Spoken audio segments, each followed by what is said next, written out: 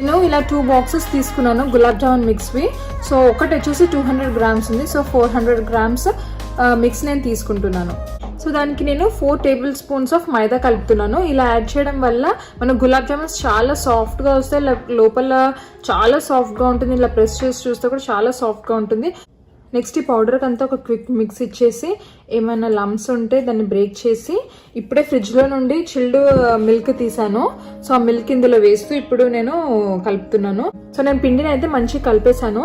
So మీరు ఇలా చూడొచ్చు, పిండిని గట్టిగా ఇలా ప్రెస్ చేస్తూ కలపకుండా మెల్లిగా ఇలా జస్ట్ ఫింగర్స్తోనే కలపడంతో ఇలా మధ్యలో మనకి పోర్స్గా లేయర్స్గా కనిపిస్తుంది అనమాట. ఎవ్రీ టైం నేను బ్యాటర్ని ఇలాగే మిక్స్ చేస్తాను.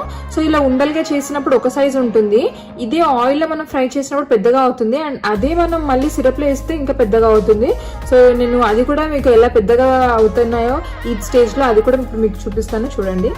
సో ఈ బాక్స్ పైన ఉన్న డైరెక్షన్స్ ప్రకారం 500 గ్రామ్స్ ఆఫ్ షుగర్ తీసుకోమన్నారు and 600 ml of water add చేసుకోమని చెప్పారు. సో నేను ఈ బాక్స్ పైన ఉన్న మెజర్మెంట్స్ కంటే షుగర్ కొంచెం తక్కువ యాడ్ చేస్తున్నాను, మిగతా వాటర్ అదంతా సేమ్గా యాడ్ చేస్తున్నాను.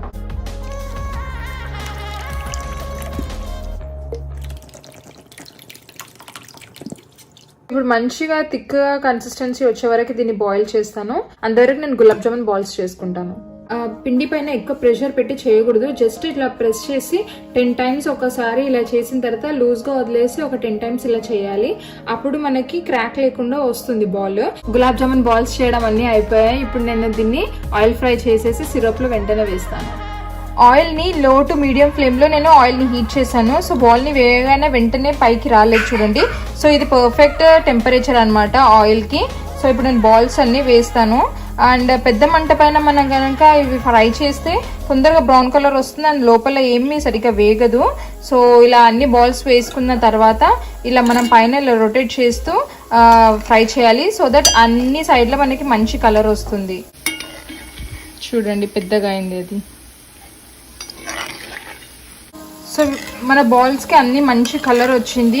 సో బాల్స్ని ఇలా హోల్డ్ చేసి పెట్టి ఆయిల్ అంతా డ్రైన్ అయ్యే వరకు ఇలా పెట్టాలి.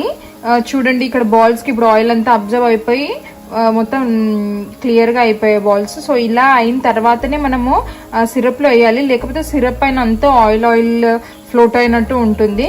సో చూడండి ఇప్పుడు మంచిగా ఆయిల్ అంతా డ్రైన్ అయిపోయింది. సో ఇప్పుడు నేను ఇవి తీసుకెళ్ళి ఆల్రెడీ నేను సిరప్ చేసి పెట్టాను కదా అందులో వేసాను. ఫ్రై చేసిన తర్వాత ఇంత షేప్లో ఉండే అవి మంచిగా సిరప్ని అబ్జర్వ్ చేసుకొని చూడండి ఒక్కొక్కటి ఎంత పెద్దగా అయిందో. సో మీరు చూడొచ్చు ఇది నేను ఆయిల్ ఫ్రై చేసింది అండ్ ఇది సిరప్లో నానబెట్టిన తర్వాత. సో నేను ఫస్ట్ ఇది మీకు ఓపెన్ చేసి చూపిస్తాను లోపల అసలు ఎలా ఉందో చూడండి.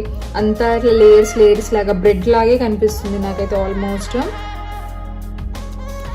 ఇక్కడ కూడా చూడండి ఇదంతా ఎలా పోర్స్గా ఉందో, బ్రెడ్ లాగే ఉంది. ఇదంతా కూడా చాలా సాఫ్ట్గా ఇలా పోర్స్గా ఉంది. ఇప్పుడు నేను మీకు ఇది కూడా ఓపెన్ చేసి చూపిస్తాను చూడండి. ఎక్కడ కూడా ఇలా కొంతమంది చేస్తే వైట్ సీడ్ లాగా ఇలా లోపల మాత్రం గట్టిగా ఉంటుంది కదా, ఇంత సాఫ్ట్గా ఉంది చూడండి. ఇట్లా పెట్టుకుంటే ఇదంతా ఇట్లా మెల్ట్ అయిపోతుంది అనమాట, అంత బాగా వస్తుంది. సో నేను చెప్పిన టిప్స్ అన్ని ఫాలో అయ్యి చేసి చూడండి అండ్ చేసి నాకు కమెంట్స్లో చెప్పండి.